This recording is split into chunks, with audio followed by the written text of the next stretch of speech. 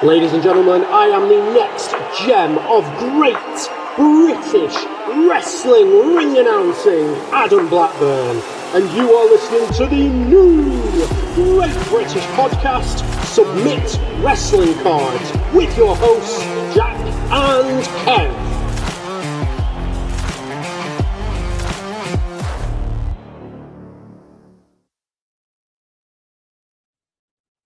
Well, hello and welcome to another episode of the Submit Wrestling Cards podcast with myself, Jack, and my extremely intelligent and dedicated co-host, Kevin Williams. Thanks very much for a wonderful intro, Jack. You know what? I do pay you to say this. Yeah. I do. I subscribe to Kev's OnlyFans. That's how he gets his money. Oh God, brutal, absolutely brutal. Do you remember on like Wrestling Challenge in '92? You'd have like who was it? Trying to think of his name, Howard Finkel. I'd be like, oh, Dr. Harvey Whippleman. And he'd be like, next time you get that frog out of your throat, you introduce me to these wrestling fans. I'm going to start doing that. Yeah, do it. Yeah, I mean, maybe we should get some sound bites and cut them into the episode and just, I'm sure you get the only sound bite that I'd ever really want would be Monsoon just saying, "Oh, stop it."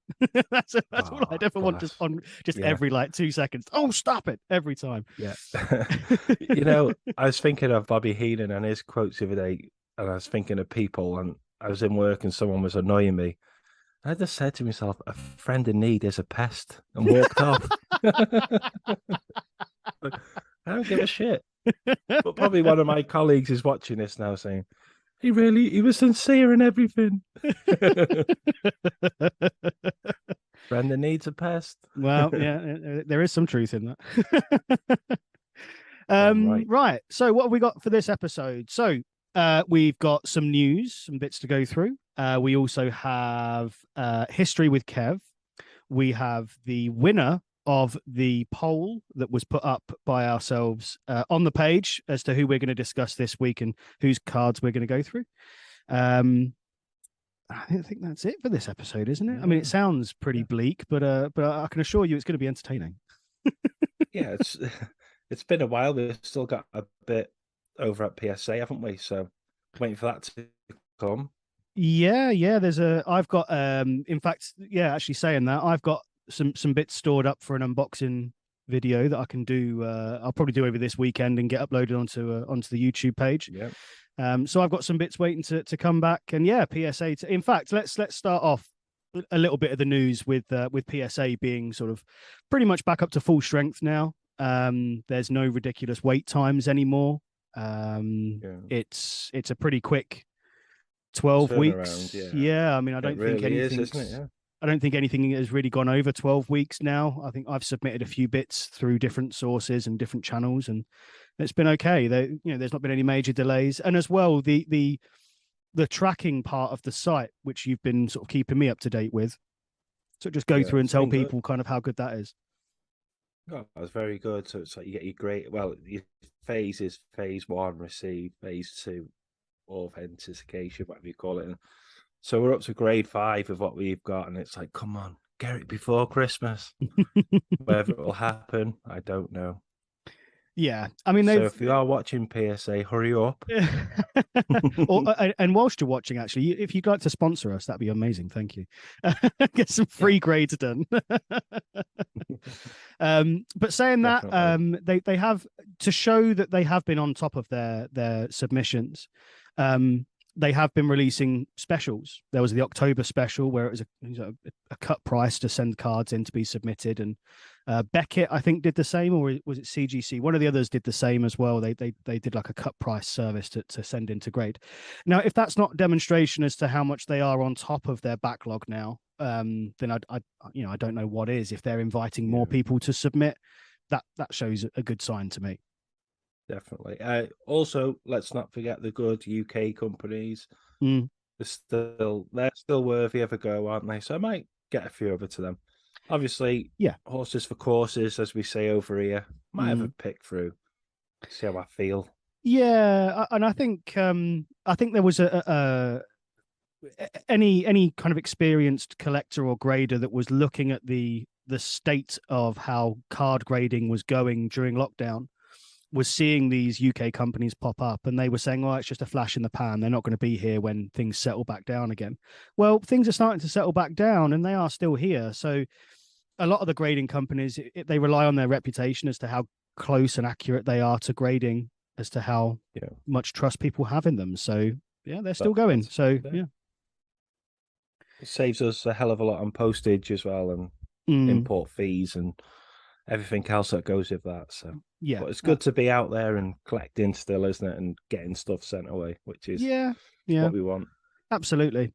So another point that I wanted to bring up and discuss, and I think we were on the last filming episode that we did, we were awaiting the arrival of a new set of Panini WWE cards.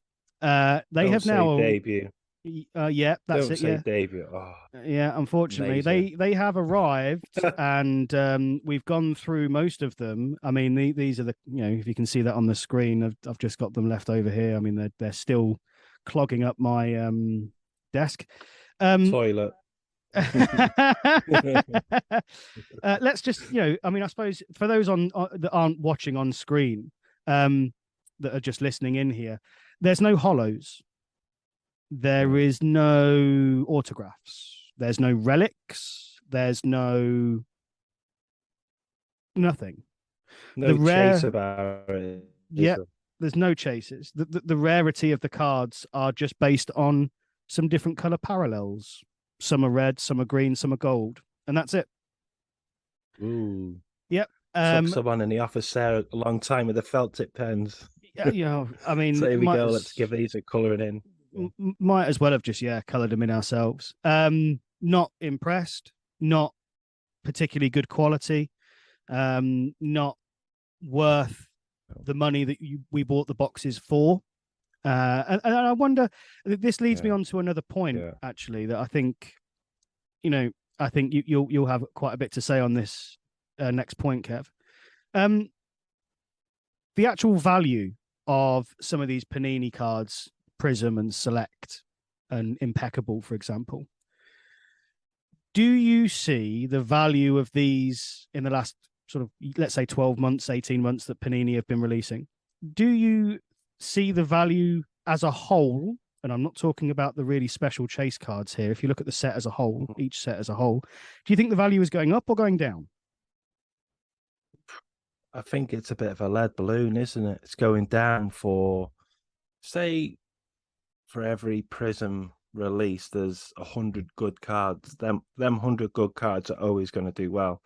But for everything else, as soon as it's out there, it'll hit top dollar. Then it's like a lead balloon. It's not for investing with for me.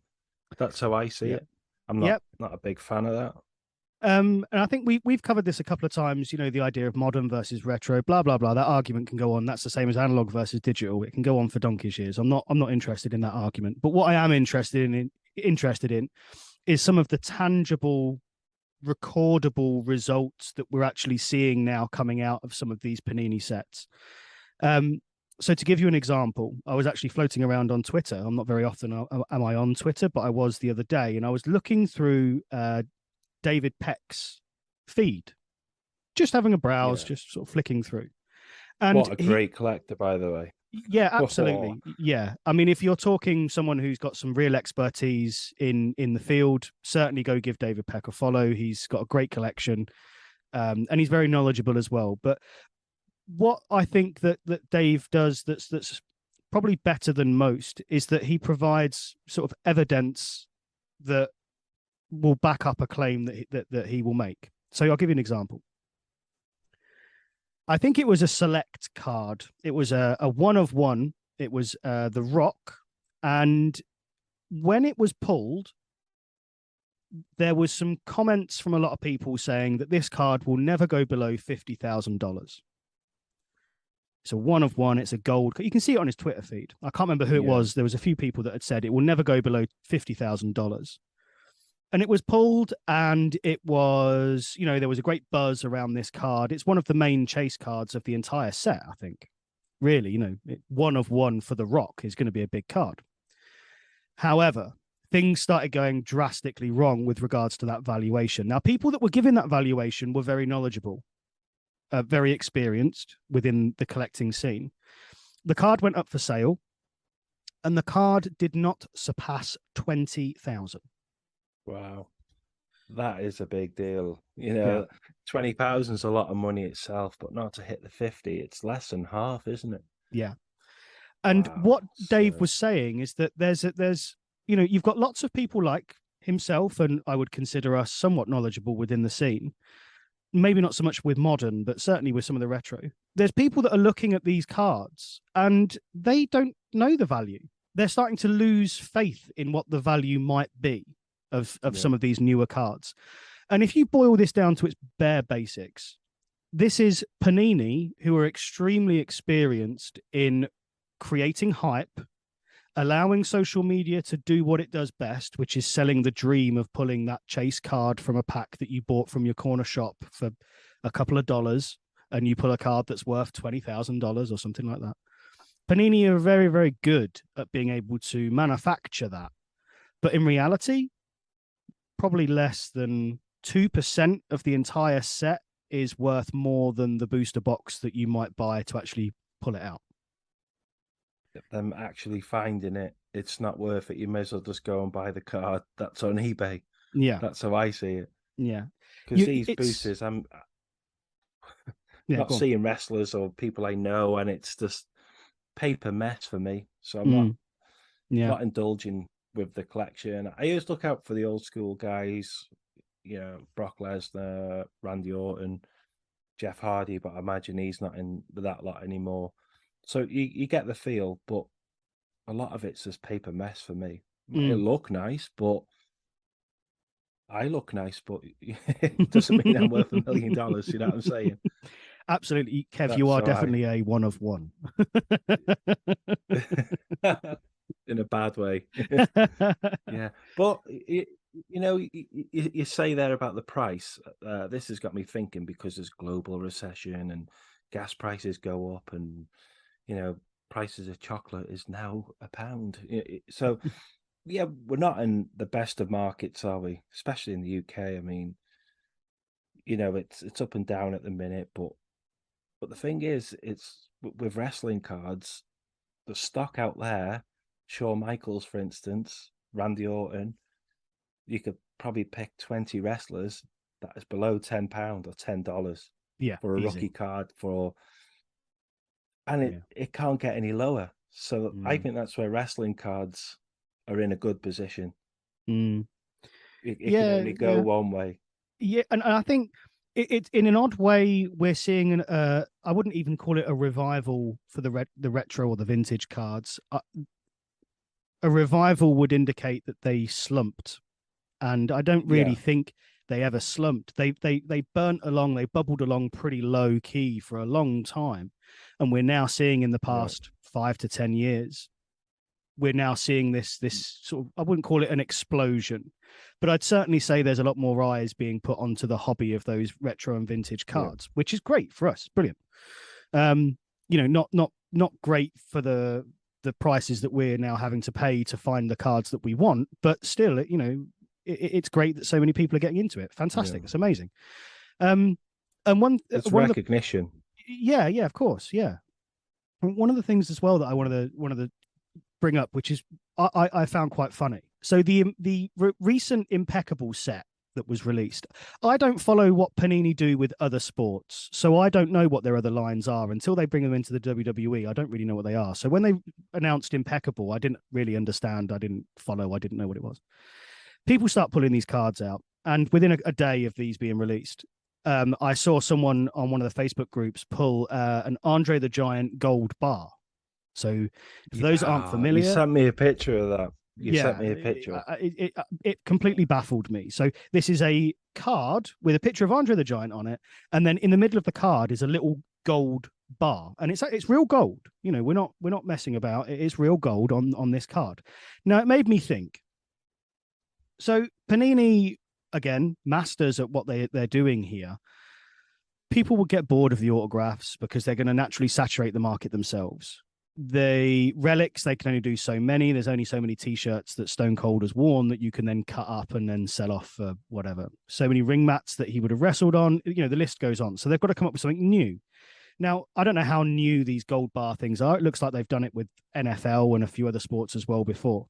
But it is essentially an easy way for them, for Panini, to create a fresh demand within the scene. Yeah, let's slap a gold bar on it. And you mentioned something really important there, Kev, about us being in a global recession. Well, what do people base their prices on in the global recession? Precious metals, gold, silver, things like that. Gold standard, that's it. Yep, exactly. So do you want to have a guess, Kev, how much the weight of gold is within one of those cards for the Impeccable set? How much value is the actual, if you was to rip the bit of gold out, smelt it down and sell it off? Have a guess how much you think that is.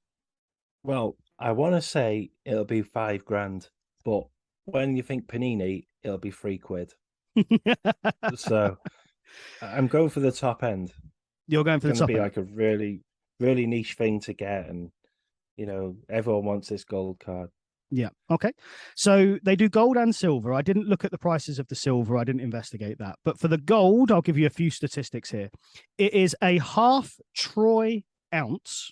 Doesn't mean anything to me. I didn't know what Troy was, but I figured it out. It's a half Troy ounce. This equates to about 15 grams, right?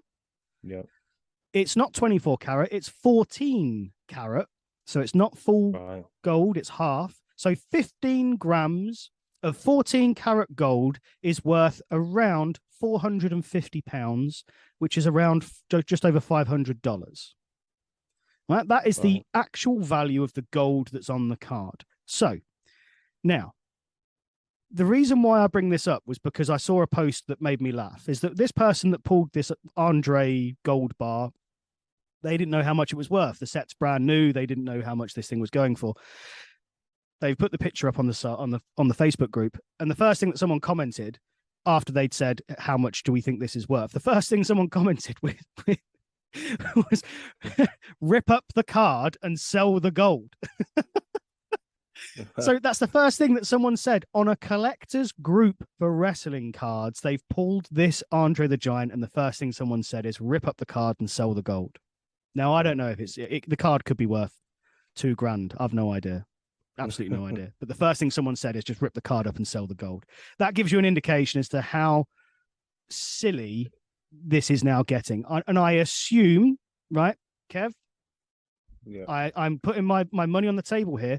I am going to assume the next thing that Panini does as a company to start trying to sell more cards and create more demand is starting to use precious stones. Wow. They're going to end up with something ridiculous like an actual slither of ruby or emerald or Tamsonite in a card, and it's going to be worth X number of hundreds and thousands and whatever. And that's going to be the next thing that I can see them doing now. Yeah. With the $1 Million Man card, of course. Yeah. You could Well, see it. Yeah. Oh, that would be great. Yeah, if you had $1 Million Man card that was like gold leaf or gold embossed. I mean, Leaf, I suppose, already do some of that kind of stuff, but that would be good to see. I think they're doing that because there's not many legends to chase, is there? Again, as I say, there's too much paper mess with it. So everyone wants like a Hulk Hogan signed card, but when there's 3 million of them, everyone's got one. So it's a case of like, where do we go with this now? Let's try and make it more of a niche market by, as you say, adding gold, adding diamonds and pearls. Yeah. Who really needs that crap, you know? I don't. No. And for the sake of ripping, like, you know, you'd end up ripping how many booster boxes, which is how many packs, which is then sitting on, you know, physically 2,000 cards until you have one card that's covered your cost. And that's a gamble that it might even cover your cost. It might not even do that. You don't know. Ridiculous.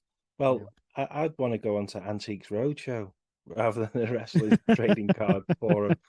I've got some gold and emerald crap. Like, could you value this for me? No, it needs to move on from that. But I think with all this modern junk, I call it, because there is a lot of modern junk, but don't forget there is a lot of quality. There are some really cool cards out there. Oh yeah. It adds to the vintage stuff. People want that more, and the chase stuff, people would want that more. So yeah, in the middle, right in the middle of it, aren't we? Yeah, we've covered it a few times. You know, we think prices of certain vintage cards supersede the prices of modern, but it's up and down, isn't it? Sometimes you'll get Yeah. those modern cards that completely blow vintage out the water, and yeah, I mean, I do feel sometimes on this show we kind of bash modern cards quite a lot, but I think I think the reason why is that we can see, well, me personally, and I'm going to talk for myself here, and you can agree or disagree. Absolutely, I can see the business practices that they're doing, and it doesn't generate the hype from me to want to go and buy all of these boxes and packs and spend hundreds and hundreds on the gamble that I might get a half decent card. It just doesn't do it for me. I'm not really that interested in it. I agree there, but for me, the independent scene, there is other card companies out there and other companies that are absolutely destroying it in a good way. Yeah. Which leads me on we've to our seen next that. our next point of news. Absolutely, Kev. Yeah. I'm going to leave you to talk for a couple of minutes about icon cards. I will leave that for you. Yeah. Go for it. Icon trading cards. So I've seen them on Twitter. They had the Doug Williams, British wrestler, if you're watching out in the States, and posted out it. What they do, they have a limited run of 50. Then they will turn around and say, right, we got 50 Doug Williams cards, who's in £15, which is very affordable. So they had them on the website for a while. I messaged him saying, oh, I'll pick one up. So it was kind of left at the back. I forgot. Then next minute, they've come out with a Kendo Nagasaki card. Bizarrely, I went to meet him. When was it? End of September, October, something like that. Mm. And he goes, oh, I've got my own wrestling trading card coming out, which will be signed. I'm like, really? Never heard of that before. And then literally, as that was happening, I went back and Icon Trading Cards have announced that they're doing this limited one of 50 or 50 cards of a signed Kendo Nagasaki, which is brilliant. And it's totally fresh. I'd rather pay 15 quid for that one card than 15 quid for a box trying to chase one card. Yeah. Because I know what I'm getting. Yeah, absolutely. And the quality of the icon cards are really, really nice as well. And yeah, we'll have listeners here and people watching this, and they'll go, I have no interest in those wrestlers. Yeah, fine, cool. But if we keep supporting those kinds of companies and communities to hunt those cards down or hunt those wrestlers down to do those types of cards, they are deliberately going against what things like Panini are doing. That gamble, that it's completely against that. It's not against it aggressively, but it's against it in saying exactly what you've said there, Kev. I'd rather spend the money buying the one card than buying a pack, a blister pack or something like that, on the gamble that I might get an autograph. Yeah, you might get an autograph from another wrestler, but it might be one you have no interest in whatsoever. Yeah. But at least with these guys, they're going out and they're finding people, they're engaging with the community, and they're, great. I fully support it. I think it's really, really good. And yeah, the quality of the cards is spot on as well. Mm. Can only get better. I mean, maybe they made X amount, so they'll put X amount in to get another wrestler, bigger name. Not being disrespectful there to Kendo Nagasaki or Doug Williams, but I think Ric Flair would win over them too. It would be cool to have one of whatever of Ric Flair signed, but so many great options as well. But with Icon Trading Cards, they do football cards as well, and might not be a football card or soccer collectors, so it's good that they're branching out and they're amalgamating wrestling card collectors and football card collectors. It's more eyes on the prize. Yeah, absolutely. Yeah, it's all heading towards the a much more, I think, wholesome and positive way of collecting than it is the gamble, because that's really what you're doing on some of these bigger companies. Is you're paying for the gamble to rip the pack open to get something good. Yeah. Right. Okay. So that was news. So we've caught up quite a lot there. Right. So we had a poll on the page, and the poll was between Demolition for us to discuss or Kevin Nash for us to discuss. So what we're going to do is we're now only going to have 2 entries into the polls, because what we're actually going to do is Jack versus Kev. And what we mean by that is whose suggestion gets picked more. So Kev, who was your suggestion this week? Demolition. Demolition. Yeah, absolutely. Yeah. So I've lost. So Kev, you are 1-0 up. Congratulations. Well done. Spend your winnings wisely, which at the moment are 0. So Never mind. Yeah, we'll see again next week. So we've got Demolition. So this is the part where I shut up and I let Kev run us through the tranquil and quite therapeutic history with Kev. Right. How are we doing? History with Kev. Thank you very much. So Demolition, you may know that they debuted in 1987 in the January. And it wasn't quite the Demolition that we knew. Bill Eadie was obviously Axe, but Randy Coley was Smash. And Randy Coley was also Moondog Rex. That only lasted a short time. Then he was replaced by Barry Darsow after a couple of matches there. Entered in to like a mid-card range in the tag team division straight off. And it took them a while to get going. Then at WrestleMania 4, they beat Strikeforce for the WWF titles for the very first time. They had a lot of feuds going on. If you remember, they wrestled Powers of Pain, Heart Foundation, and the Twin Towers. But in an episode of Saturday Night's Main Events, the Brainbusters beat them by DQ to win the titles off them. But it wasn't before long that Demolition would win the belts back on another episode of Saturday Night's Main Event. What a show that was, by the way. And then, it was Colossus Connection, Andre the Giant and Haku, who beat them again for the belts, which led up to WrestleMania 6. And if you remember, when Andre slapped up Bobby the Brain Heenan and turned on Haku, Demolition would win the tag team titles for the 3rd time, record breaking, and they would go as good guys. And then in SummerSlam of 1990, they'd lose the titles to the Heart Foundation. Quite easy, quite sweet. But it's only from 1987 to 1991 that Demolition were in the WWF, and that they're still remembered to this day. And if you do remember, in 1990, they included Crush, who was, I think, 27, 26 at the time, very young. And sadly, he's no longer with us. The idea was that Bill Eadie and Smash wanted someone there, a third party, to make it, oh, look, we can be a devious team and have one over on the referee. But Bill Eadie, he had allergic reaction to shellfish, so he couldn't really wrestle as much. So by the time Legion of Doom come in 1991, Demolition weren't really thought of. And unfortunately with this, we never got a reunion of Demolition. Iconic wrestling tag team. They're going to For the Love of Wrestling, so I'll be getting a few bits signed there. That's history with Kev. Over to Jack. Yeah, fantastic. Great to hear that.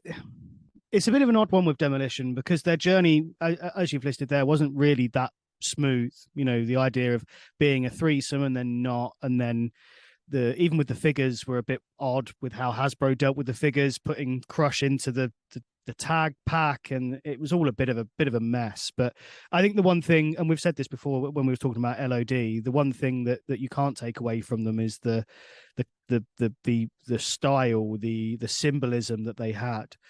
And again, it's that the attire, and if anyone was to walk out with anything similar, immediately they would get sort of labeled as like a Demolition ripoff. If he was coming out in sort of like the black studs and the face paint things, immediately you'd get put into that category as, you're ripping off that style. It's all Mad Max as well, isn't it? It's all from Mad Max film. Yeah. But... it works. It was good. And again, people, as you say, they kind of done the heel switch a little bit a few times as well. They did become fan favorites, and Yeah, and I think there's a couple of talking points we'll go through when we look at the cards that I think will be interesting. Yeah, I was reading up. Bill Eadie is now 74. Can you believe that? Wow. Wow. He's not getting any younger, is he? Bless him. So he No. was going back 44 when he was wrestling, or 42, which is that's quite old crazy for a wrestler. But yeah. So that's pretty much the history side of it. And what we're going to have a look through the cards. Right. So let's have a look at some of the cards then. So that's really what we're here for, isn't it? Listen to two middle-aged men talk about wrestling cards. I'm still young. In my mind, yeah. Speak for yourself. Right, where are we? Okay, so what we'll do first. So as normal, Kev picks some cards. I pick some cards. Kev doesn't know what I've picked. He sends all the pictures to me, and then I just load them up so we can have a look through them.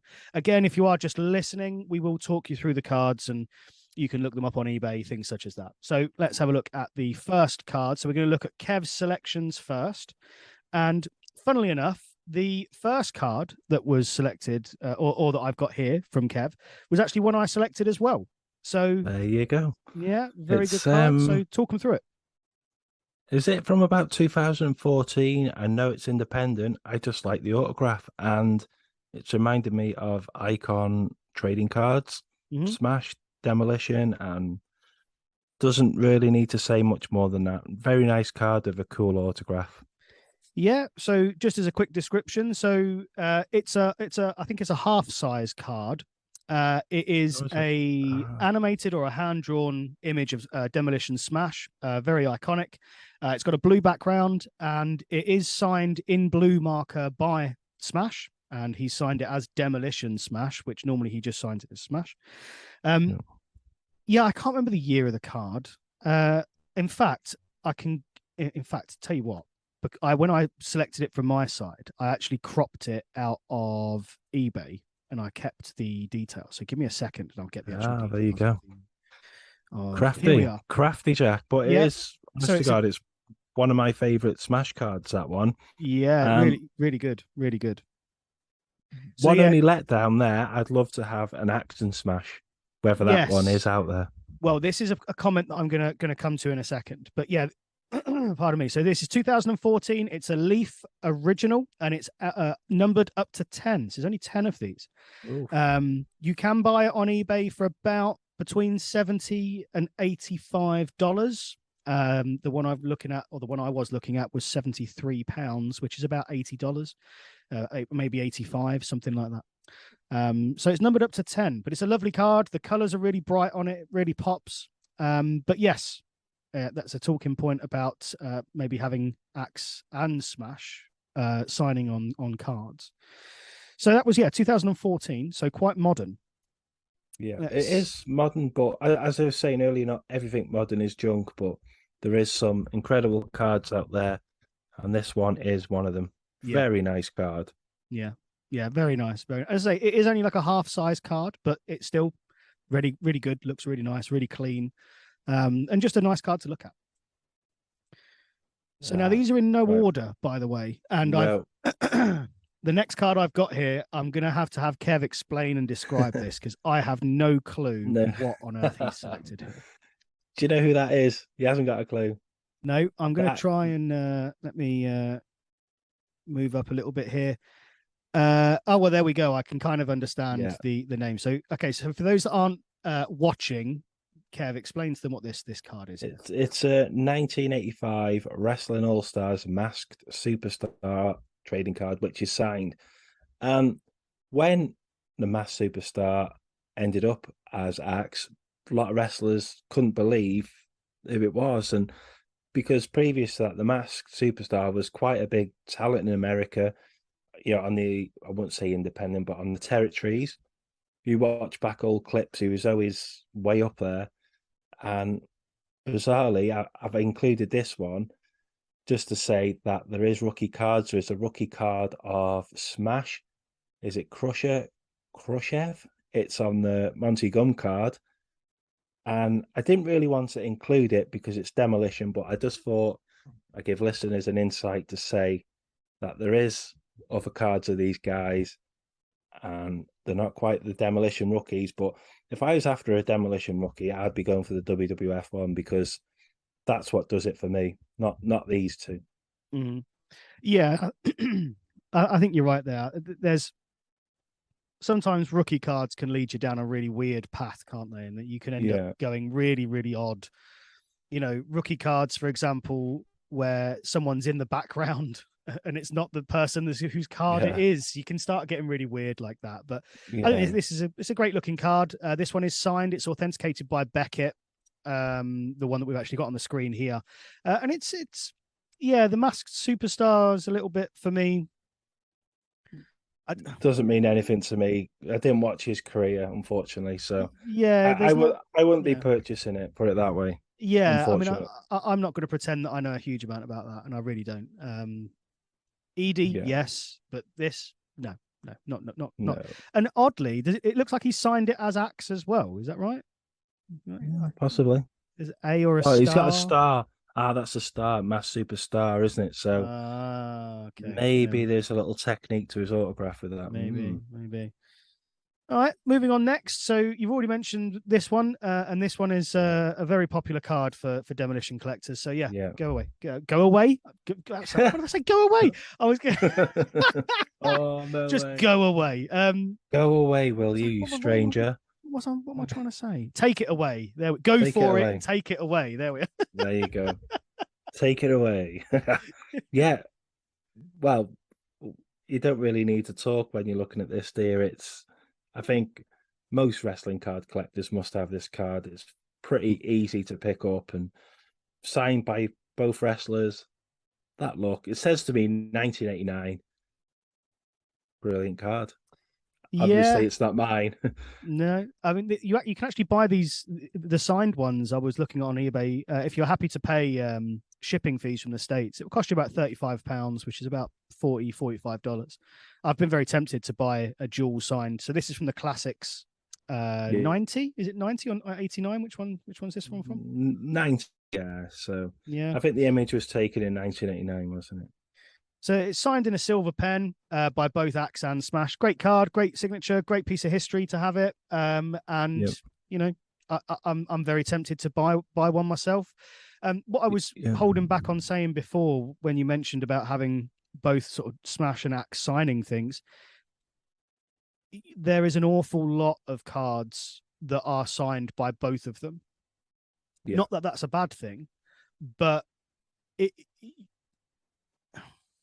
I'm going to try and word this in a way that isn't offensive, and I'm not. It's too much. Yeah, I'm not trying to be offensive, but let's say, for example, someone like Brett, who also signs an awful lot of things, and I know Brett's just one person, but the value of Brett's signature doesn't really drop on a lot of things. If Brett signed a card, you're normally looking at, from the raw value of the card, it's maybe doubling that card value. With both Axe and Smash signing a card, it's not doing that. It's only really adding maybe 20 or 30%, maybe 40% of the value to the card. Now, I'm not saying to go and buy all the signature stuff because of the value, but do you think it might be lessening their brand by them continually signing more and more and more things?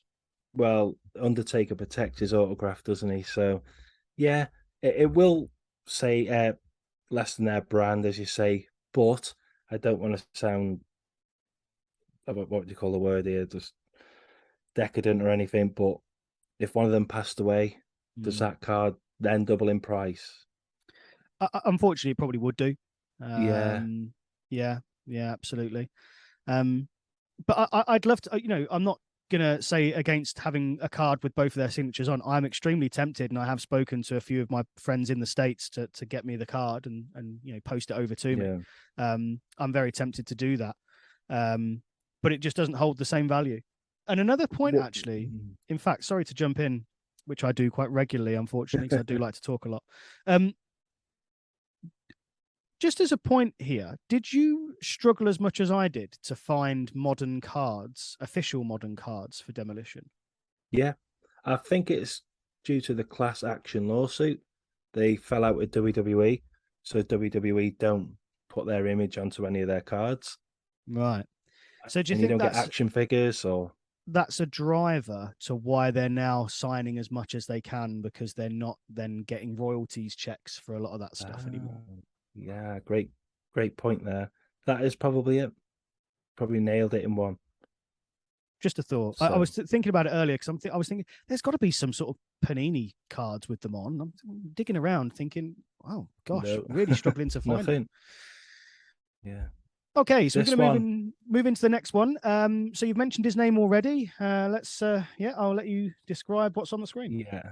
Repo Man from SummerSlam 92 trading cards. I've just added this one in because I didn't realize till later on that Repo Man was Smash.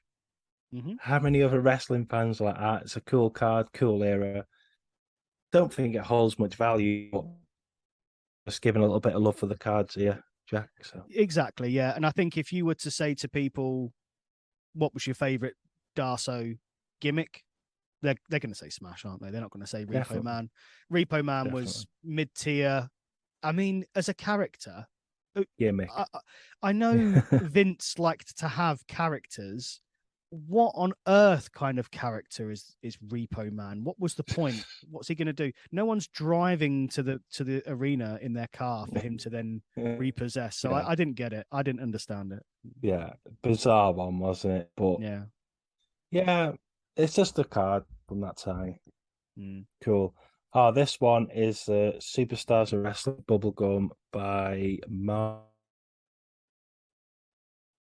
I think these were from New 1989, 1990. And if any card needs signing up, it's because ground, both of them look at it and cool. But apparently this card on now is a test run after talking to a guy. Whether I could actually get that signed, I don't know. Whether it'll be a good thing or a bad thing. So to kind of just to give a quick description of the card, if you're familiar with the Bubblegum series, quite a large red Superstars logo bottom corner, white border, normally a white background with a little blue lined border, and then a picture of the wrestlers in the middle. The reason why I think this card works so fantastically well in this exact color scheme with the red as the background is because of the red face paint that they have on. There's a great color contrast between their face paint, the white, the red, the silver, and the red, and the black and the red. It works really, really well, and it's almost as if they were the perfect option to have for this card with the red background because the contrast works so well. I absolutely adore this card. I think it's an amazing card. I'd love to own this exact one, not the one you've got on the screen. I know that's yours, but I'd love to get one myself. But it's a great card. It looks amazing. It pops really well. It's really bright. And I think if you had the opportunity to have it signed, I would take it. And I would probably say getting it signed in maybe a white would be, or a silver would be really, really nice. Yeah, white says it to me. Across the chest. Yeah, but I like all of the Bubblegum Superstars of Wrestling series. Them cards, I just wish they were a global release and not just in New Zealand, Australia. Yeah, again, so another odd location release, isn't it? We've seen it before. Cards only getting released in Germany or only being released in America, and everywhere else sort of struggling to find the cards. Mental. Yeah, just included that one again. That one's from Series 1, I think. Demolition Bubblegum Card Series Superstars of Wrestling. So you got Axe leading on the top rope and Smash holding the top rope. Just to give that set some credit, really, because I know a lot of the American guys, they chase it. I missed out on a hell of a lot last week. I was caught snoozing, so I'd love to get Series 3. That is the quest for me, Jack. Very hard to get hold of this Bubblegum set, especially here in the UK. I would imagine even more so in the States and Canada and North America. I think very difficult for us to get hold of. Not cheap, but great cards, wonderful set to try and complete, and some really good high quality cards as well. So if anyone's selling any stuff, let me know. And that one just Axe. Well, it's Demolition, isn't it? The finishing move. Do you remember the finishing move where they used to step off the middle rope and do that weird elbow drop. Yeah, it's a weird like backbreaker elbow drop thing. Yeah, It's an odd one, isn't it? yeah. But again, a cool card, isn't it? So I had to Mm. have that one in there. Yeah, again from the classics set, the white border classics. I think the one you've got here has got a signature on it. I did look at it earlier. It's a 2 Mark Oh yeah. something. Let's see if we can zoom in and see who Mark is. Let's see if we can Malik, Marek, Axe, like Demolition, Marie, Marie, to Team Marie. Marie. Well, Marie, there you are. Your card is famous. Poor girl. Oh, right. Yeah. Yes. So this one, yeah, this is a good one. Last one is the 1990 Merlin sticker of Crush. And I think this is his rookie, if that means anything. But I picked this one up a few years back, and people are like, what are you buying that crap for? And only years later, you realise that actually it's quite an important sticker. It's one of the best of Crush, I think. And he didn't have a bad run in WWF. Obviously, he wasn't the champion, but his feuds with Macho Man, Doink. Yeah. Then when he went as, is it DOA?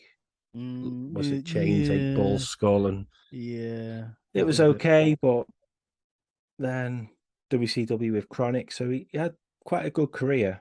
And to go 10 years with WWF, WCW, you can't be a crap wrestler to do that, because there's millions of wrestlers or people out there wanting to get into that step, isn't it? So yeah, and you know, Kona Crush or Hawaii Crush or whatever, you know, however you want to label that, was a great baby face. People really got behind that character and really liked it. Yeah. Doing that in a crowd where you're crushing the head. Yeah. And if you think, we've covered this a couple of times, haven't we, where people have managed to reinvent themselves from the golden era into the attitude era. I don't think Crush really was able to do that. His DOA run was meh. I really didn't think that worked. Yeah. Which is a shame, because he'd already proved that he could cut from heel to babyface and then to heel again with Evil Crush. You know, he was able to move backwards and forwards and actually do that successfully. So you would think he would be a successful candidate for one of those that went into attitude and it worked. It just didn't. Just didn't get the lucky break, and that's all it is sometimes. Yeah. Right absolutely. place at the right time. Absolutely. Yeah. So there were your selections. That's mine. Yeah. That's it. Yeah, that's it. My lot. Yeah. I will. Let's see Jack's now. Come on, let's get some bangers out here. So I've got some. Yes. So I've gone a little bit more obscure in my ones. Let me share my screen. So where are we? Okay. So first one. This is quite a rare card. Well, it's a sticker, and it just says here in the listing, which I find quite funny, 1980s. So just the entire decade. They don't know when it's from. Vintage WF. No, this is actually called. It's a gold.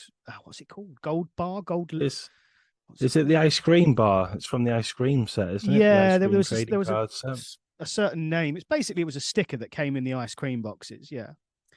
And there's quite a few of these that exist, and actually Demolition have 2 of these. Oh, right. So there's this one you can see on the screen here, and this is basically just the same picture that was on the Bubblegum series. Yeah. It's the exact same course, picture. Isn't it? Yeah. Yeah, I'm pretty sure it's the same picture, if not a very, very similar one. Yeah. And it's got a blue background. It's got a gold banner along the top. Now, the other version of this particular sticker is a really poor photo.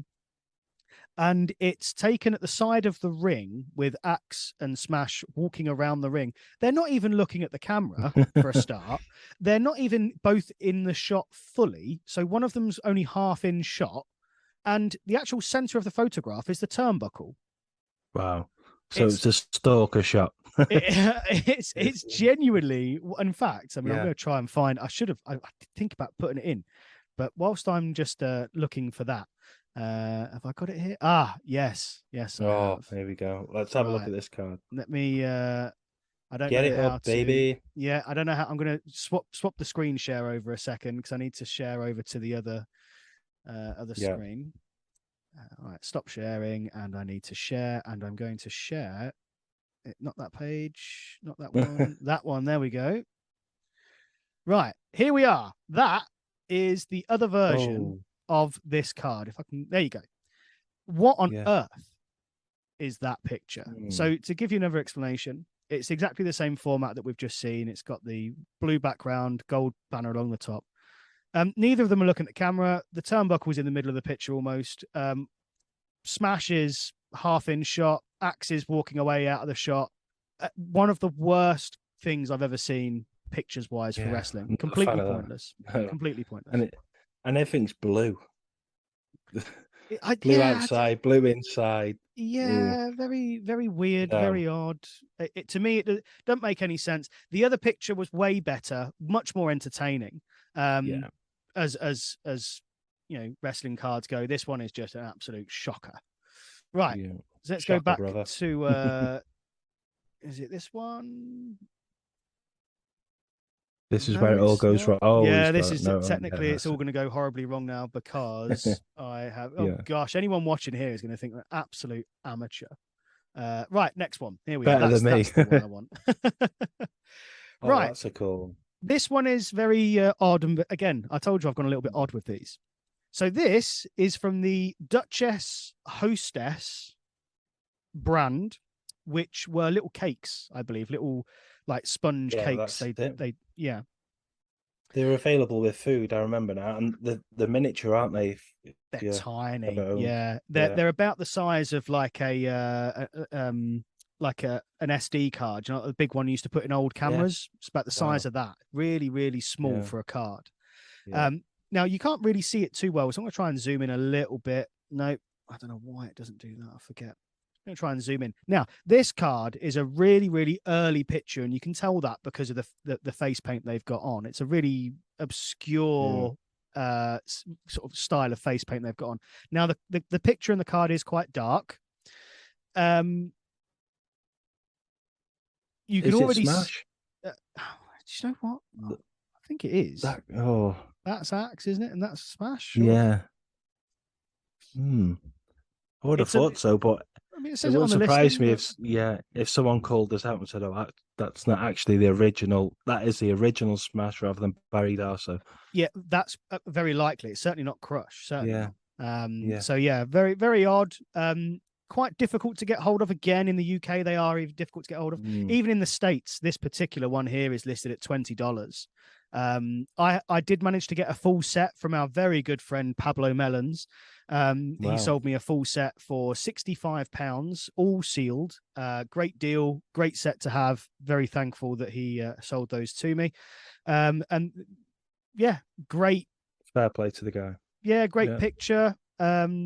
On the back, it just has like the advertising of the Duchess cake thing and nothing special.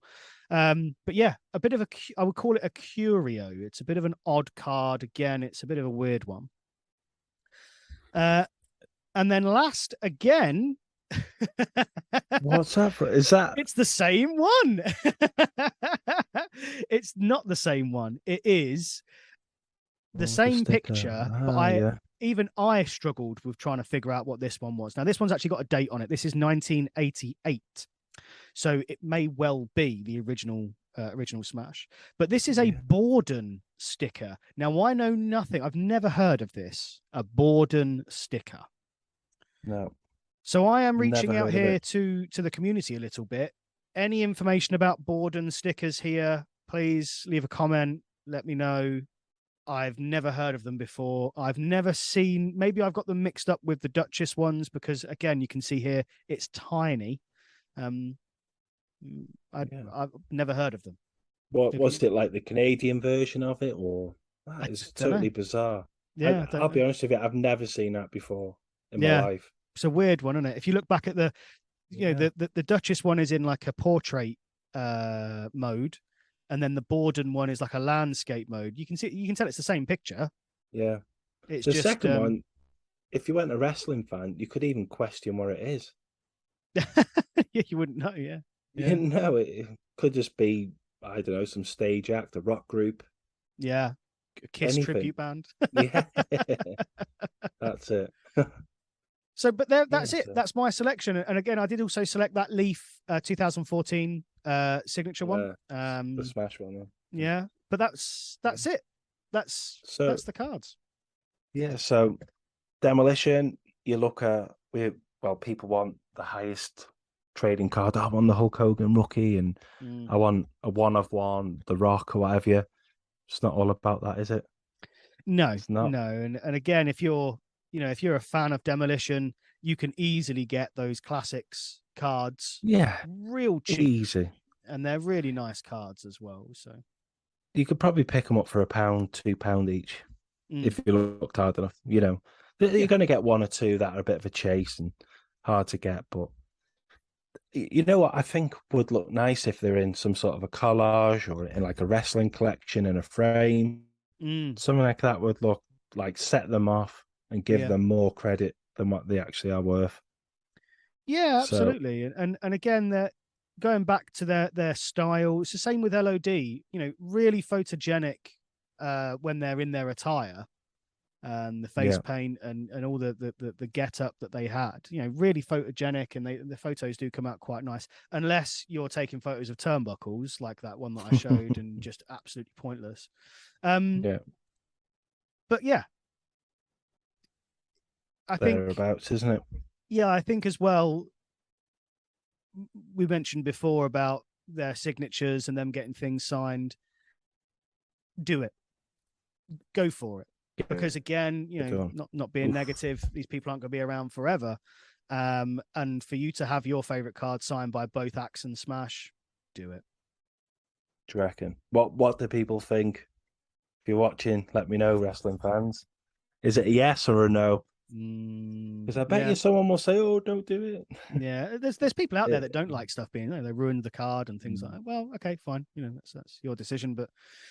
Personally, I'm quite happy to have them sign things. Yeah, quite happy. Yeah. So there we are. That's the Demolition episode. Kev, you are 1-0 up. I'll have to pick something absolutely mind blowing to win the next one to get us level pegging. So there we are. I hope you enjoyed it. Hope you've had some entertaining bits of knowledge from us. And I suppose thank you for listening. Thank you for being sort of along with the ride and being along with us here.